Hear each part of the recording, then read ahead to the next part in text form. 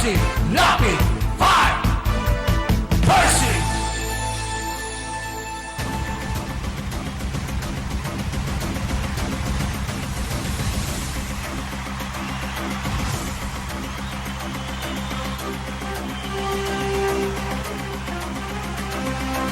Magandang umaga po mga kaibigan. Muli po tayo mag-aanyaya hanggang alas 10 sa pagtatanghal ng ating palatuntunan. Natatampukan ng mga pagtalakay sa mahalagang issue na ating po pag-uusapan. Tayo po'y napapanood sa 8 Rai TV, ang radyo sa telebisyon sa pamamagitan po ng Cable Link TV Channel 7. At pagsapit po ng alas 9, ay sabayan po tayong mapaparinggan sa DZRJ Radyo Bandido. Ito po si Percy Lapid. Ito naman po si Rose Nabenari. Ito po naman si Peter Colastas. Sa mga nais po magbigay ng reaksyon, ang ating pong landline ay 412-0288,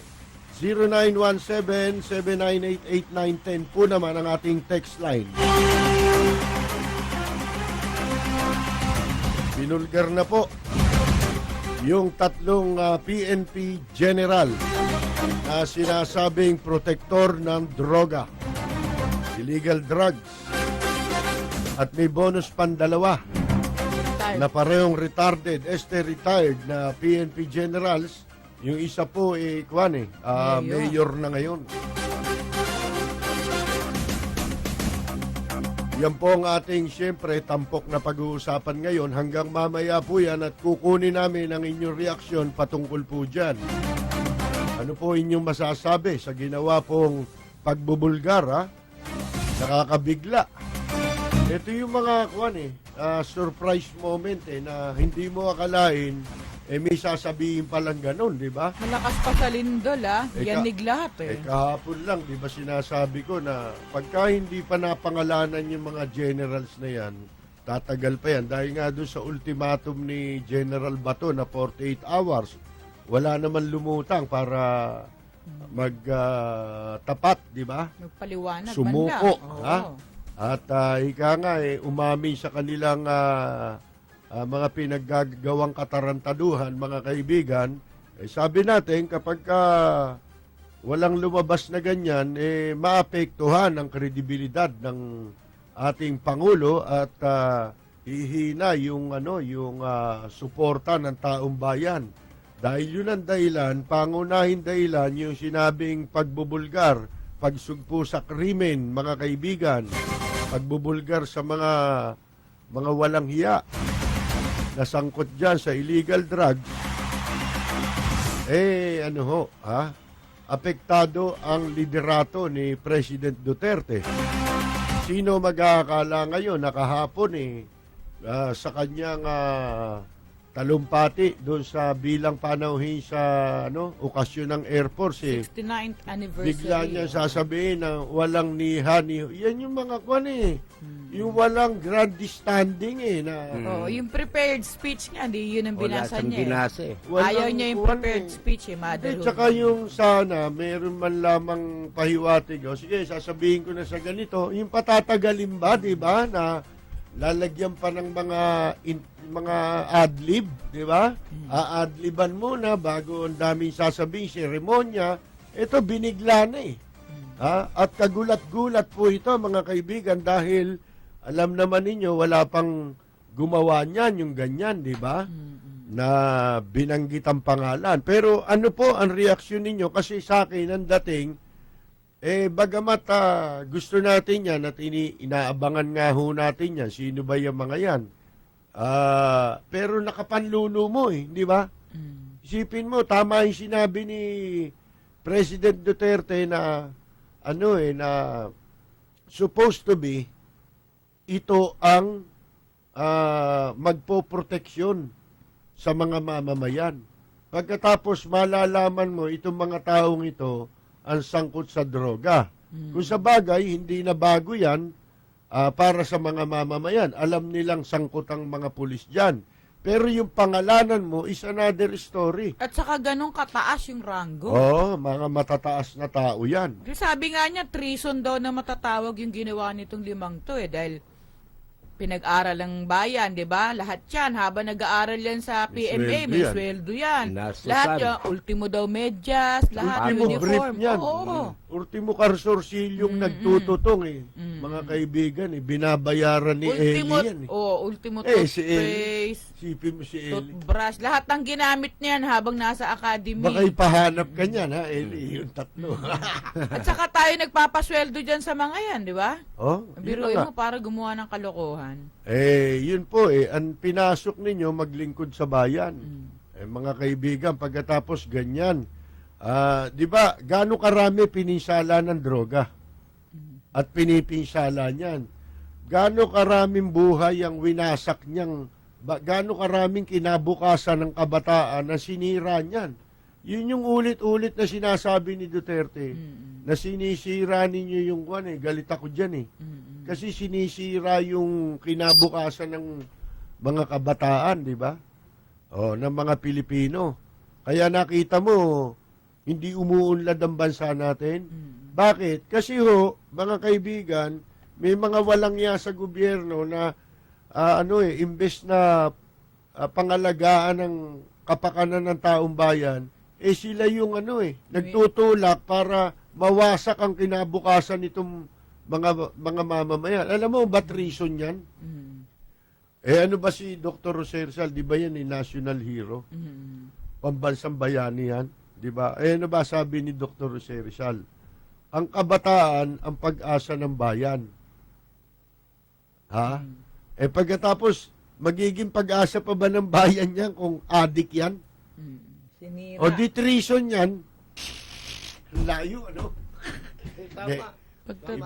Ibig sabihin Another form of treason. yan.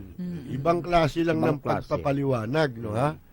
Ngayon mga kaibigan, kayo kaya ano masasabi ninyo? Kasi siyempre, ang reaksyon naman itong mga pinangalanan, sino-sino ba ito? Pangalanan din natin.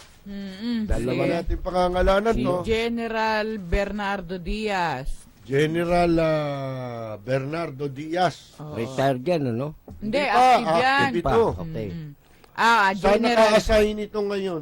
Floating sila. Floating yan, Yan, tatlong floating. yan floating Pag upo ni Bato, isa sila sa mga, tatlo silang tinamaan agad Di ba, ni-reshuffle kasi. Yan. Bernardo Diaz. General Edgardo Tino. QCPD yan dati. General Joel Pagdilaw. NCRPO. Yan naman. Yan yung tatlong nasa active service pa hanggang ngayon. At yung dalawa po, retarded. Retired ba si Garbo o retired. nag-early retirement ba to? O talagang Hindi, retired na. retired na yan. Nung March lang, March lang siya yata nag-retire. Oo, si General Marcelo Garbo at saka si General Vicente Loot na ngayon ay mayor naman sa Daang Bantayan, Cebu. Cebu. Ngayon, ito siyempre, ang reaksyon niyan wala akong kinalaman dyan. Alam mo naman ultimo yung nakakulong sa Muntinlupa, walang kinalaman yun Puro maka-Diyos Alamaan nyo ng Diyos yan. Diyos ko. Kaya kung sumpaan yan sa harap ng Diyos at ng aking Para bang pamilya. mga santo yung nagsasalita Hindi, bigyan din natin ng benefit of the doubt. Hindi naman tayo Tagal. malupit na tao. Di ba? Ang tayo naman para sa katotohanan lang palagi. Kesyo lang daw, intriga lang. Doon entitled ang taong bayan sa katotohanan Yun ang hinahanap talaga ng taong bayan. At hindi yan nagtatapos sa pagkakapangalan sa inyo. Marami tayong pwedeng matutuklasan. Yan ang aabangan pa natin, hindi ba? Kasi siyempre, pinangalanan yan. Sila raw ay mga protector ng droga. Yun ang sabi, di ba? Protector ng droga. Ang tanong ngayon, ano ba ang klasifikasyon ng protector? Paano mo ika-classify o tatagurian ang isang sangkot sa droga bilang siya ay protector?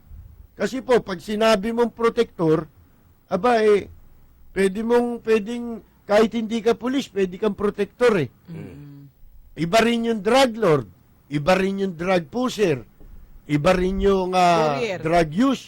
drug user, iba rin yung taga-takbo, iba rin yung taga-bitbit.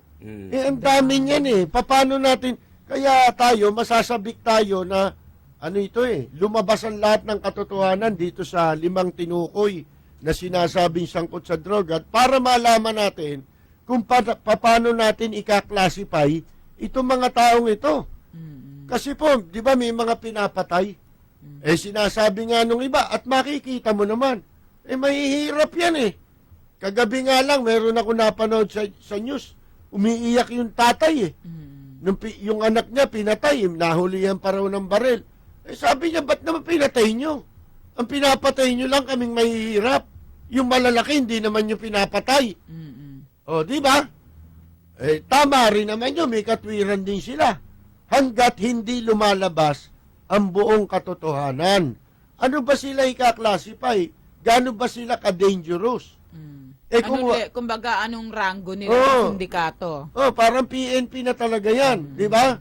Na may mga rango na yan. Ano ba ang rango nitong mga... ito nakikita natin, wala Kumbaga sa mga sundalo, ito yung mga kwan Foot lang soldiers. mga pipitsugin ito Ito yung mga mga phone. Hindi ba? Paano yan?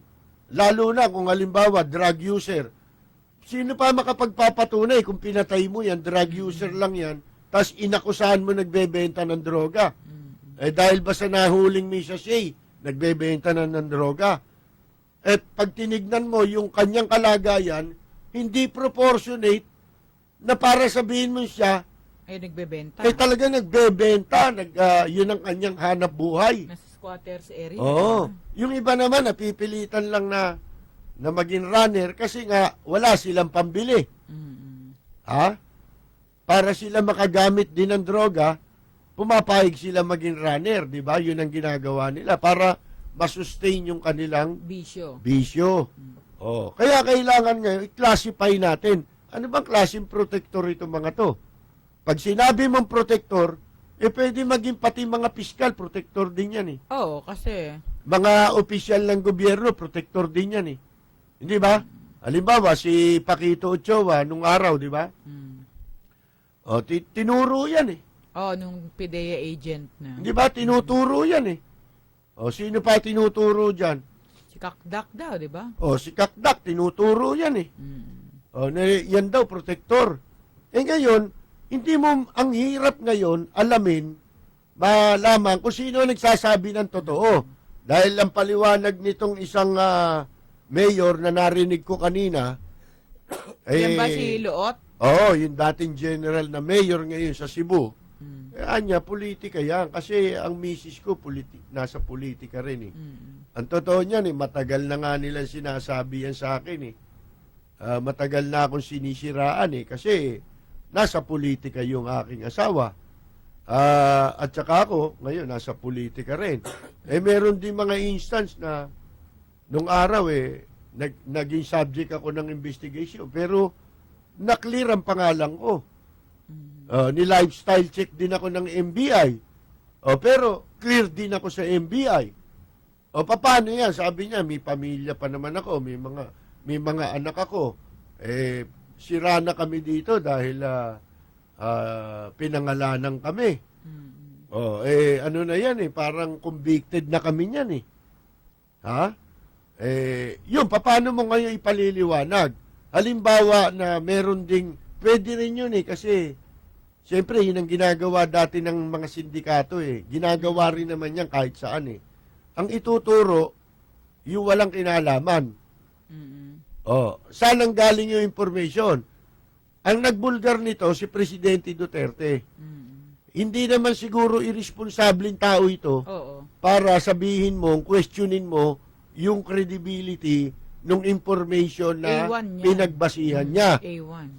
At isa pa, si Duterte hindi po si Pinoy. Layo. Si Duterte kasi abogado at naging piskal, prosecutor, mga kaibigan. So, para bigyan mo siya ng impormasyon na ika nga po Chismis lang. hearsay o kaya politika lang, medyo mahirap paniwalaan yun. Saka siyempre, bago niyo sinabi yun, binalidate naman Yeah. yun. Siyempre. Hindi. Kasi nga, prosecutor siya eh. Hindi raw information. Ano ba trabaho ng prosecutor? Investigator yan eh. Hindi ba? Yan, Ang primary function ng prosecutor ang pag-iimbestiga. Saka A1 information yan, binalidate yan, kinounter pa yan. Sabi nga ni Duterte, hindi ako tanga. Hindi niyo ako kayang bulahin. Ngayon mga kaibigan, yun ang ano natin. Paano ngayon yan? Siyempre, ipagtatanggol nila yung sarili nila. Karapatan din naman nila yun. At ngayong umaga, hindi natin malaman kung ano ang susunod na mga pangyayari Kabanata, dahil oo. ang sabi nung isang general, si Tino, magang-maga, first thing in the morning, He will go pupunta to na siya ron sa Krame oo. para magpaliwanag kasi sila nasa jurisdiction ng PNP. Ito naman si Loot, sabi niya, pupunta ako sa pinakamataas na opisyal na pwede kong puntahan pero hindi sa PNP dahil hindi naman ako na nila, wala ako sa jurisdiction nila. Siguro tinutukoy niya yung DILG. Or the governor. Okay, Oo. diba? Gusto nga sana nating malaman sa DILG kung merong feelers o any communication na itong si Loot ay nagpahayag ng kanyang pagnanais na siya'y makapagpaliwanag at makausap yung DILG secretary, di ba? Ito si Marcelino Garbo, bagamat ito'y nag-retire na, retired na ba siya o Retired na. inaantay niya pa yung retirement? Retired na.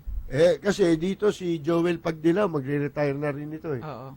dapat nga itong mga ito sumobra na sila sa kanilang panunungkulan sa PNP. Alam mo kung bakit?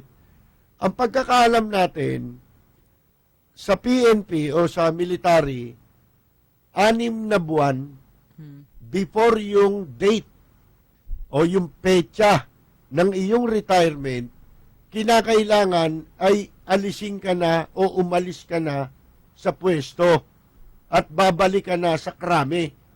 O kung ikaw ay militar, babalik ka na sa Camp Aguinaldo para ayusin mo yung mga proseso sa iyong pagre-retiro. Kabilang na dyan yung mga papeles na kinakailangan, mga clearance, di ba, na wala kang pending na kaso, walang sagabal. Lahat ng mga documentation ay aayusin mo. Ilang buwan na lang ito si Pagdilaw, hindi pa siya umalis sa pwesto. Sinibak pa, no? Inantay po pang masibaka. Ganon din siya sa Maynila Si Nana, dapat matagal nang lumayas siyang, di ba, sa Maynila, pero inantay niya na makapaglagay pa, sinipa rin. Yan po, mga kaibigan. Ang dami nating pwedeng Yung tatlong yan, naka-assign yan sa Office of the Chief PNP. Ako palagay ko, magmula na umupo si Bato, hindi yan nagpakita ron Hindi lumutang. Hindi man lang nag-courtesy visit. Baka invisible. Oo. Invisible. Ayan tuloy, hinintay pa nilang nagkaganyan. Kung sila ba naman, di ba? Nag-report man lang, hindi naman. Sinasabi naman nila kung lulutang kami. Baka naman sabihin guilty kami. Hindi, meron kasing, di ba, may paraan na lulutang ka to clear your name. Hindi, ba't hindi na lang kasi lahat sinabi nila na lahat kayo? Para hindi halata. Para bang yung courtesy resignation, yung inobliga mo lahat na mag-file o magsumite ng courtesy resignation. Hindi naman necessarily na ikaw na yung suspect. Tinitignan mo lang kung sila ay sumusunod sa patakaran ng isang organisasyon. Hindi ba? Kahiya no? Commander-in-Chief, no? Papangalanan kang drug protect. Tsaka hindi lang yun, ha? Sa panig naman ni President Duterte, mahirap gawin yan. Ay, oo. Una-una sabi niya, hindi naman niya ugali ng hihiya ng tao, di ba? Hindi lang yun. Wala pa ako nabalitaan ganyan. Sa buong mundo. mula nung ako maging tao. Eh. Pwede yan, yung mga, katulad nung sinasabi nung isa, yung politika. Pwede yan. Eh, hindi naman politiko ang mga yan. Eh. Para ba, at saka ano pa po politikahin ni Duterte, nanalo na siya. Ano mo mapapala niya dyan eh? Oh, di ba? Hindi siya makikinabang politically, di ba? Oh. Yun ang pinakamalabong katwiran, politika. Oh.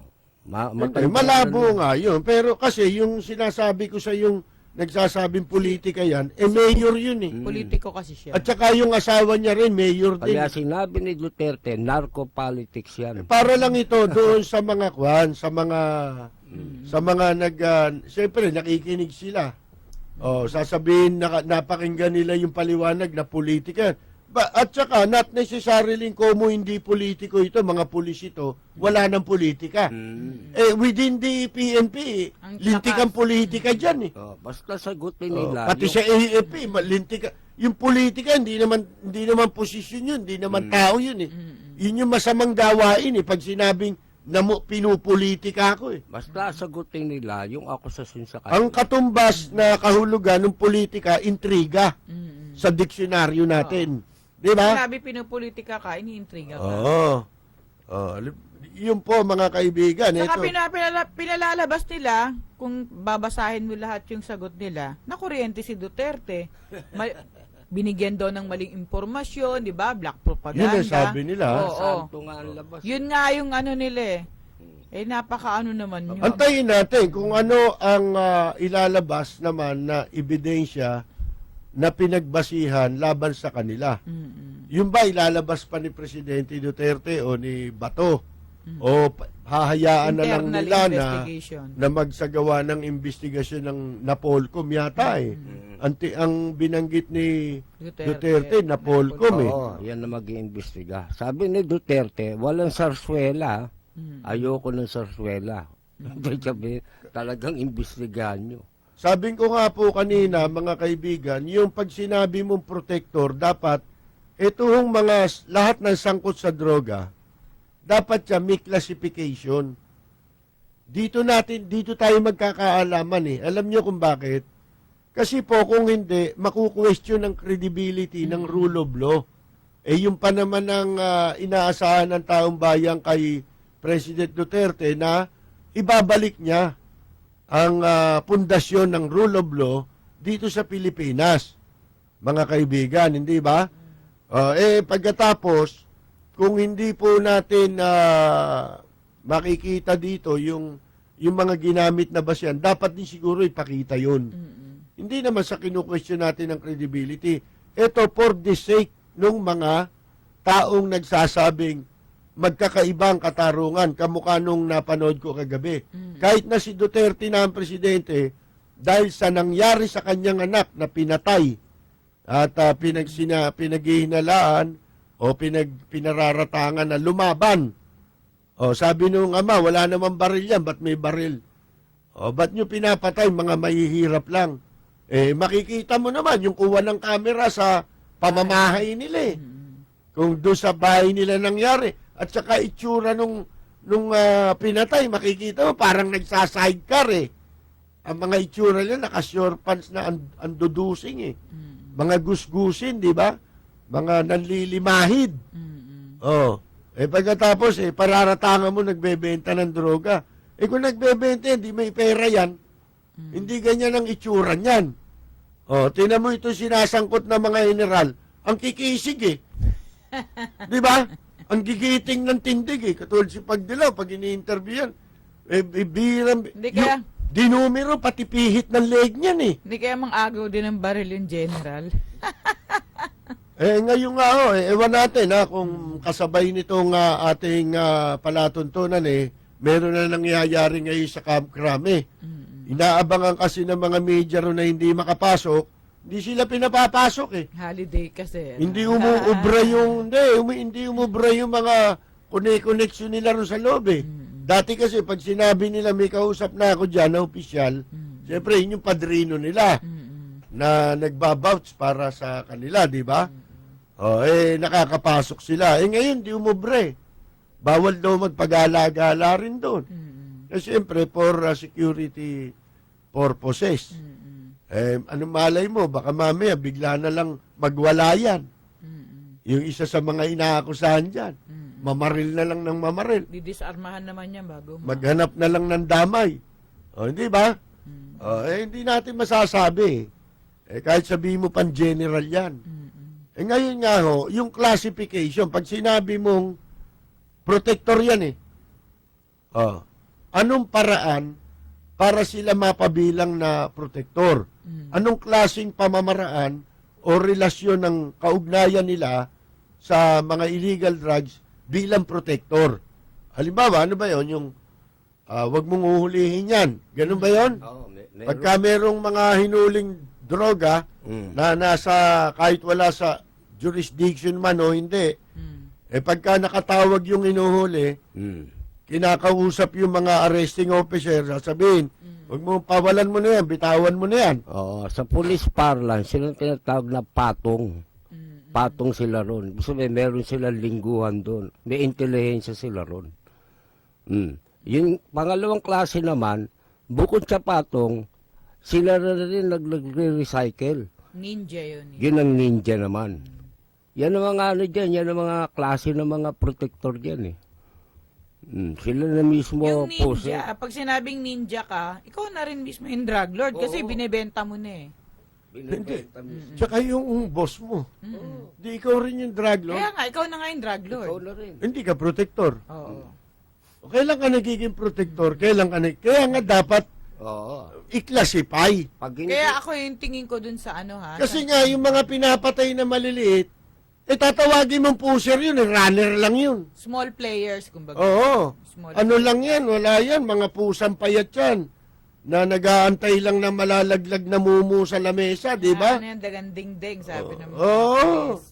Mga patay gutom lang na ano yan pagkatapos yun na mabibiktima, iyan ang bumoto kay Duterte.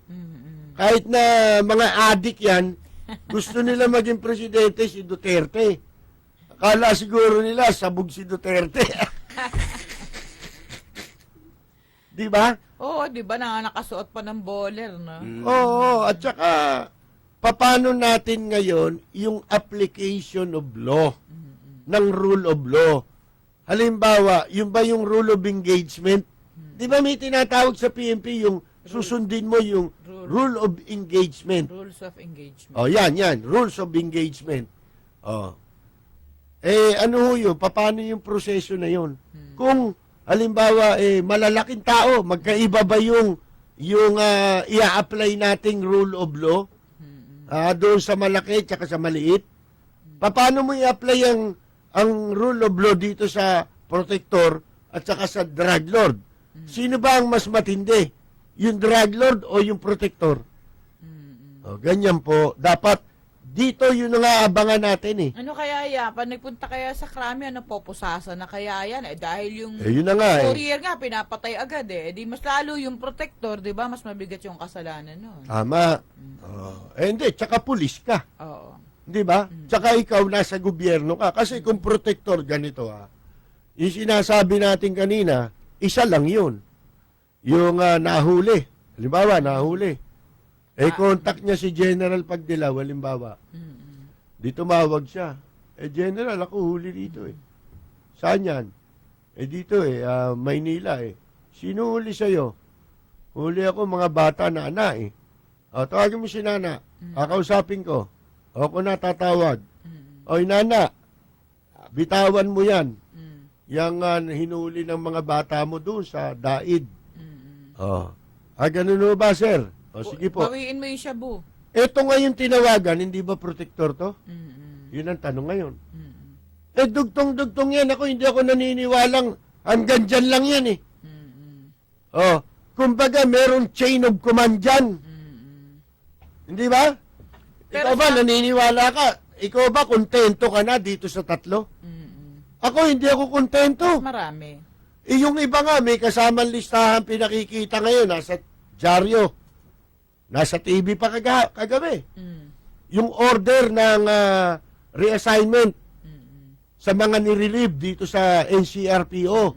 Kung saan-saan sila pinadalang ibang region, sa Mindanao, ARMM, mga kaibigan, ano papel nila ron? Yung ba parusa ba sa kanila yon? Yun itinalaga sila ron pending investigation. Paano mo pag-uugnay-ugnayin ito ngayon? Paano nating mabubuo yung totoong larawan kung paano tumatakbo ang sindikato ng illegal drugs dito sa Pilipinas? Kailangan ma-establish yan Yun ang dapat na mabatid ng publiko Kumbaga, Para wala na silang pupunta. Kumbaga yung corruption, hindi ba bistadong-bistado na ng taong bayan kahit saang ahensya ng gobyerno kung paano tumatakbo yung corruption. Hindi ba? Yung katiwalian sa mga ahensya ng gobyerno, ultimo sa customs. Kabisado na sa tagal Unti-unting nadadagdagan yung mga impormasyon, kaya nabubuo yung katotohanan, kaya napakahirap ng itago ng mga magnanakaw sa gobyerno, hindi na nila maitago yung kanilang ginagawang pagnanakaw. Nakikita, kaya nga yung FOI bill ang tagal na, ayaw ipatupad, ayaw sa batas. Nakatenga. Talaga sinadya yun dahil, pagka nagkaroon yan, lalo na, magkakaroon na sila ng ebidensya na magpapatunay na totoo talaga yung structure, yung pagkaka-institutionalize ng corruption dito sa Pilipinas. Hindi ba? Yun po, hindi ako naniniwala na hanggang dito lang to, sa tatlong ito. Paano ba ang klase ng sindikato? Bakit meron doon sa Cagayan? Bakit meron dito sa Las Piñas? Tapos taga Cebu yun. Yun dapat mabubuo yun kung sabihin nyo, ito lang tatlong ito. Paano yung mas mataas sa kanila? At paano yung nagpwesto sa kanila? Kung alam ni Duterte yan, di alam din ng iba yan. Mas lalong alam yan ng mas matataas na pulis sa kanila. Alam nga naman sila, Marquez, walang nalalaman dyan. Sige nga. Si Marcelino, pakantahin nga natin, tignan natin kung nasa tono. May mga hinalangan na yung yan resulta ng pagkanta ni Marcelino. Hindi nga hanggang dyan lang ba yan? Paano yung naglagay nga? Ibig ko nga sabihin, kung alam ni Marcelino yun, hindi lang siya nakakaalam nun. Marami nakakaalam nun. Within the PNP. Kasi kasama nila yan hindi ba? Alam nila yun, tapos napupwesto. What the... sabi nga sa inyo sana magan. Hindi ba? Kaya yan ang abangan natin Yan ang mga gusto kong halimbawa, ito pa. Oh. Anong mga sindikato yung binibigyan nilang proteksyon? Sino yung mga drug traffickers na yan? Sino Yan yung na mga nga drug lords? Yan na nga Tukuyin mismo. Bakit yung mga sinasabi, katulad sa Maynila, alam naman ni Duterte yun. Nahuli sa Maynila, inabando na yung 10 kilo. Yung 10 kilo na shabu sa loob ng sasakyan. Siya pala nagsabi, basan nyo may dala ng droga? Sa Cagayan, yung nakabaon doon. Yung sa Cagayan. Sino may-ari nun? Alam ba ni Kim Wong yun? Ito si Kim Wong, bilib ako dyan. Ang pangit niya, pero ang lakas ng appeal niyan. Talaga? Sa shabu. Ha? Kung nasan siya, Sinusundan na shabu, hinahabol Mga kaibigan Sus Mariosep. Ha? May gayuma. Para kang si Judy Estrada. Kung nasan si Jude, nandun din yung shabu, Oo, sunod na sunod sa inyo yung shabu. Ano ba kayo? May bato-balani ba kayo ng shabu? Para kasi Marcelino Pedroso ng MPD. Kung nasan siya, nandun ang mga kriminal, hold-upper, lahat na po, mga magnet kaibigan. Din, magnet. Oo, mga ika nga po ang lalakas ng appeal. Hindi naman kayo si Leni Robredo. Di ba? Natawa si Kuan, ang layo, Leni Robredo. Hindi, tama yun. Lakas ang appeal talaga Oo. Di ba? Sumikip mga pantalon eh. Oo. Diyos ko. Kakayaan ka ngayon eh. Ni Duterte. Hindi na nakatulog si Duterte. Lagi sinasabi ni Duterte. Napapanaginipan eh. Tsaka sabi niya, samahan mo ko ha. Yan na. Iba na eh. Dalasan mo Tsaka malambing ang pagkakasabi. Dalasan mo punta rito ha. Mm-mm. Kaya lang sa araw ka pupunta. Bahagi ka na administrasyon. Bahagi ka na. Hindi, ito, yung mga protector, sinasabi natin. Halimbawa, ganito. Sa Maynila, ganito nangyayari nung araw pa. Ito, katunayan eh. Di ba 2014, nahuli yung mga tauhan ng District Anti-Illegal Drugs ng MPD, Manila Police District, 2014. Hinuli sila ng SWAT ng MPD rin, ha? Ni-raid yung opisina nila at doon ay nahuli yung 5 kilo ng shabu, may pera pa. Ngayon, ito, tanong, di ba? Di ba yun eh, sabi ni Nana, nasa fiscal's office pa.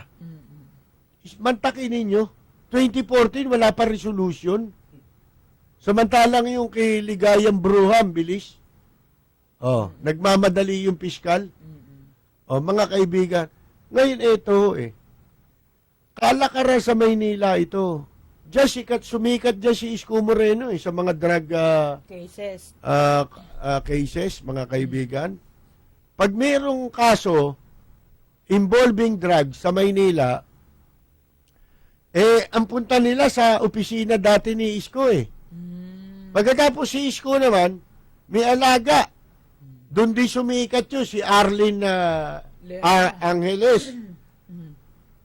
Mga kaibigan, yung tinaguri ang influence peddler at saka Judiciary fixer. fixer sa judiciary na inabsuelto ng Supreme Court. Paano hindi absuelto yun eh? Hanggang Supreme Court na yung kanyang koneksyon. Mga kaibigan, parang droga na nga eh, di ba?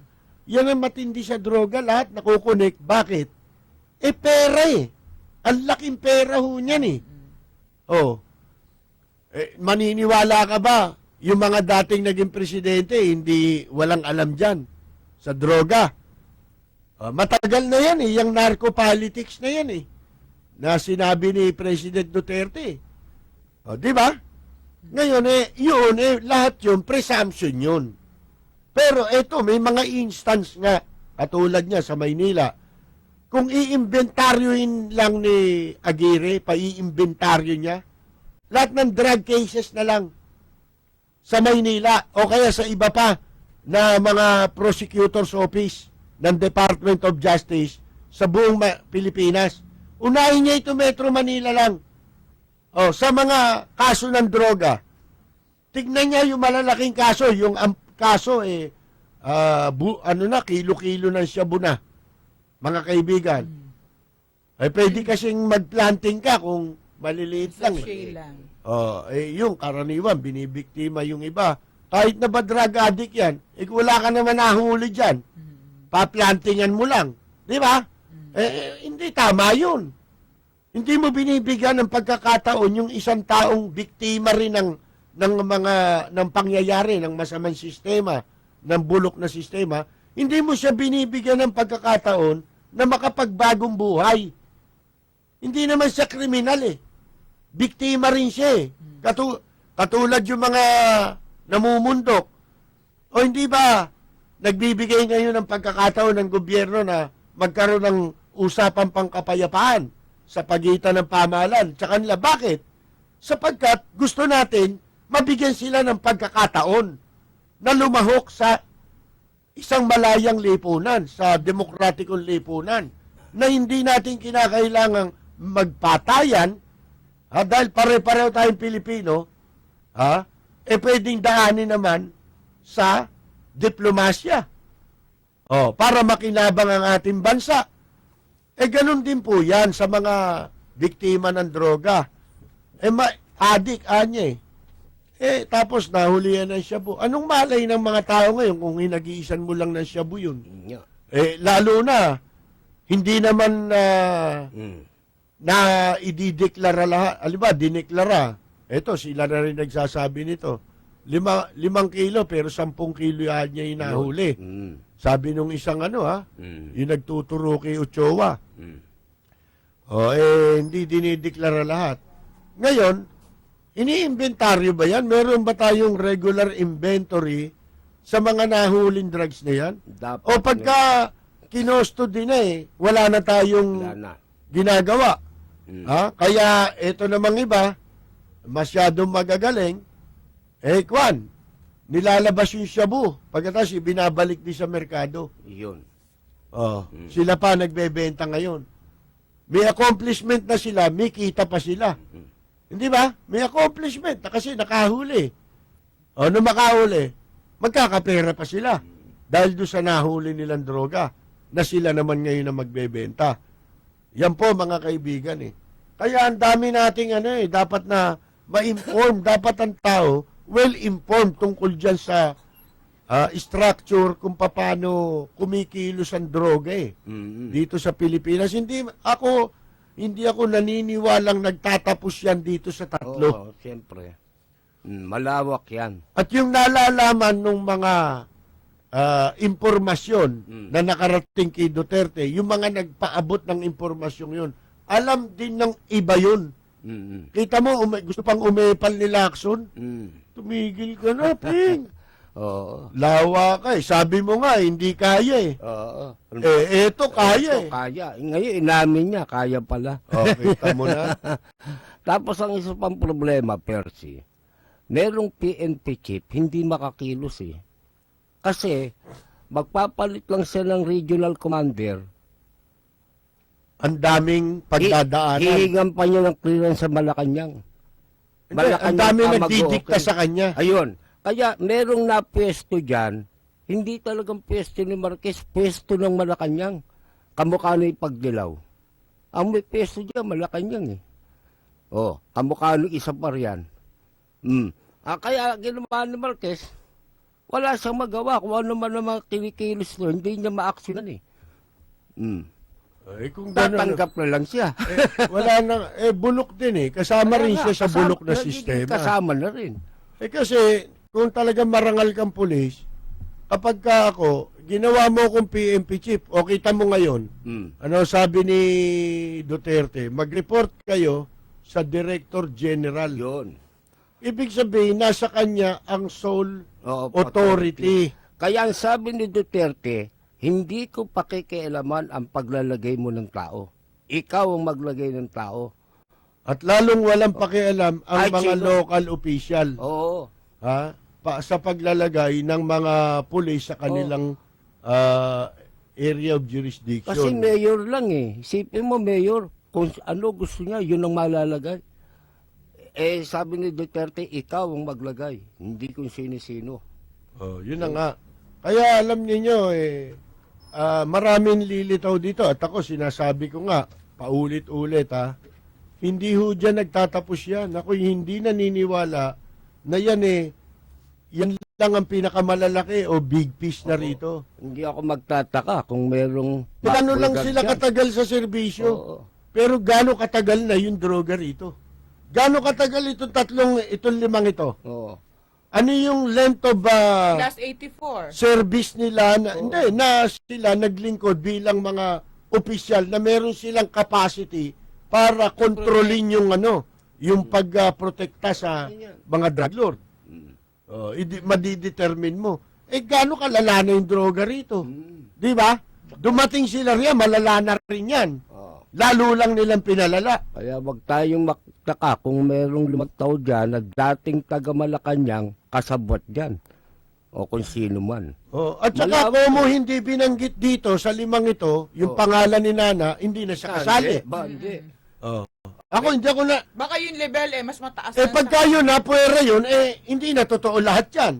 Pag dito, merong naiwan na alam ng publiko. Sa Maynila yung nangyari, tinawag niya na nga ng krami, sila na nga mismo nagsasabi sa PNP na yung Maynila sentro ng illegal drugs trade. Mga kaibigan, paano yan? Kung hindi kasali si Nana. Dahil ba, mga kaibigan yung Mm.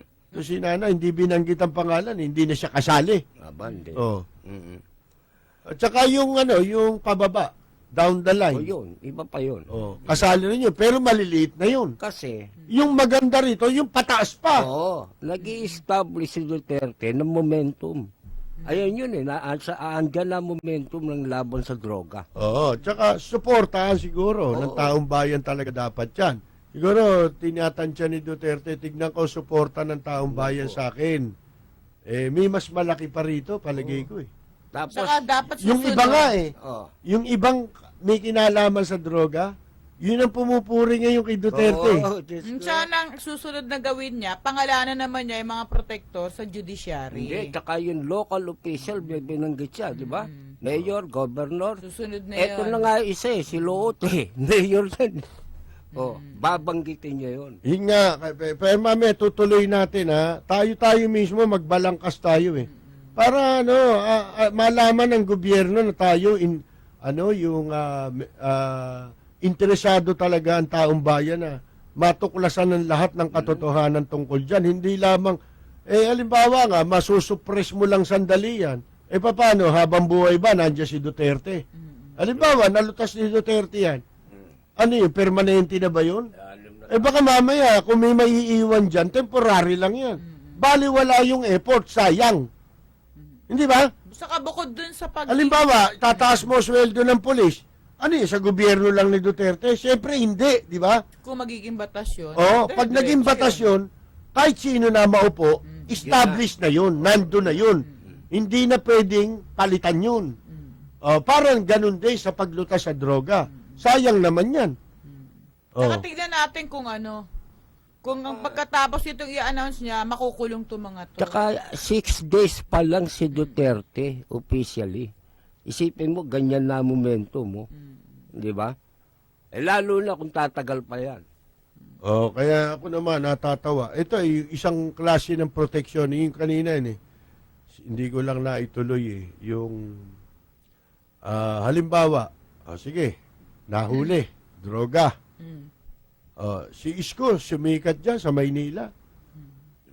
Siya ang taga-areglo, taga-gapang ng kaso sa mga piskal. Kaya lumakas sa piskal yan eh.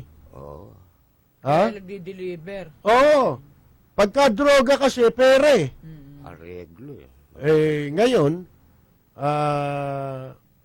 yung mga kaso, nababaliwala. Halimbawa, yung sa MPD nga, 2014 lang nangyari to.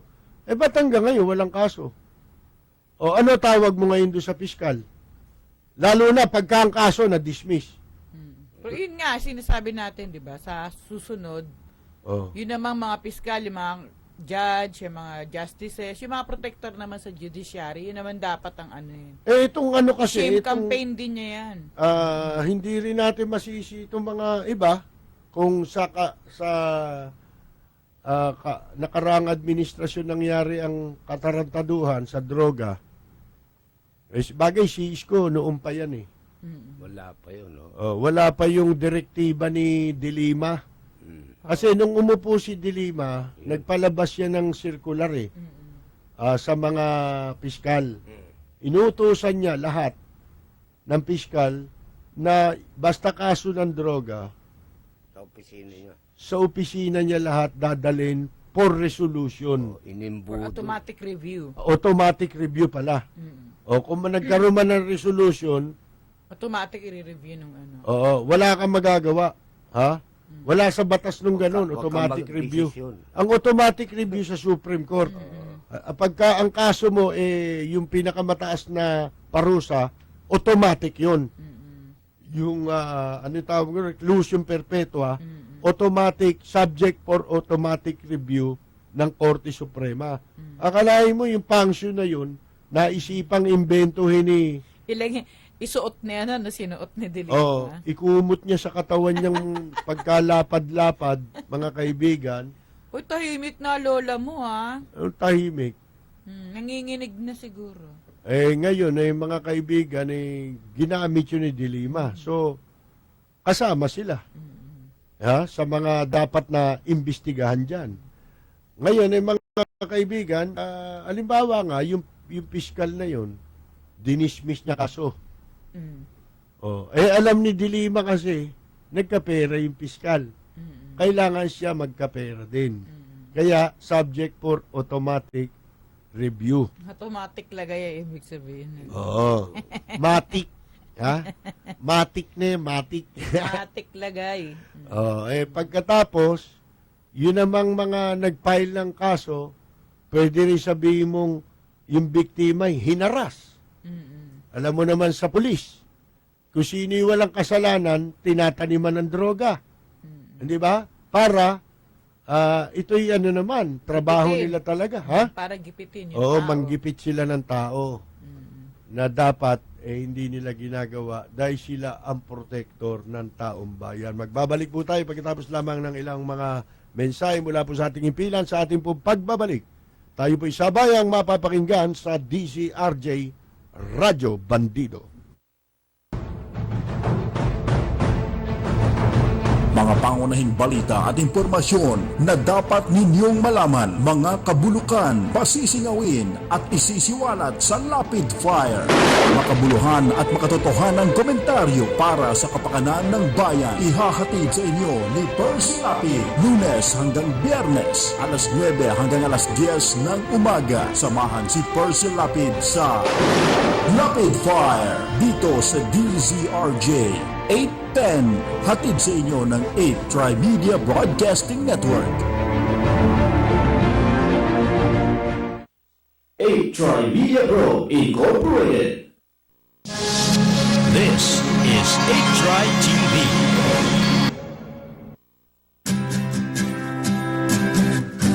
Usapang pagkalusugan, mga tamang gabay sa pangangalaga ng katawan, Klinika on Air. Narito si Dr. Ray Salinel Jr.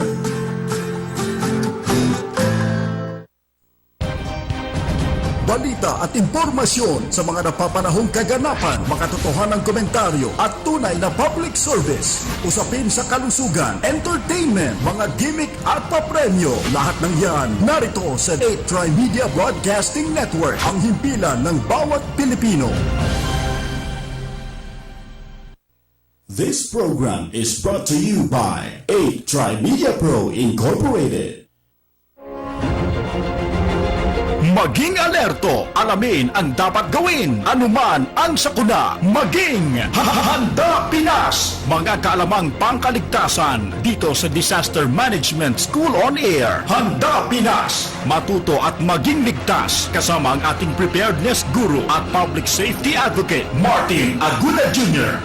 Handa Pinas! Tuwing Biyernes alas 6 hanggang alas 7 ng gabi dito sa DZRJ 810. Handog sa inyo ng 8 Tri-Media Broadcasting Network, ang himpilan ng bawat Pilipino.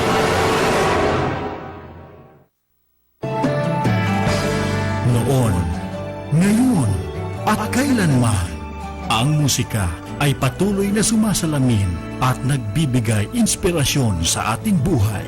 Musika, noon at ngayon, mga awiting nagbigay kulay sa ating buhay noon at siyang patuloy na nagbibigay ng pag-asa hanggang sa ngayon. Musika, noon at ngayon.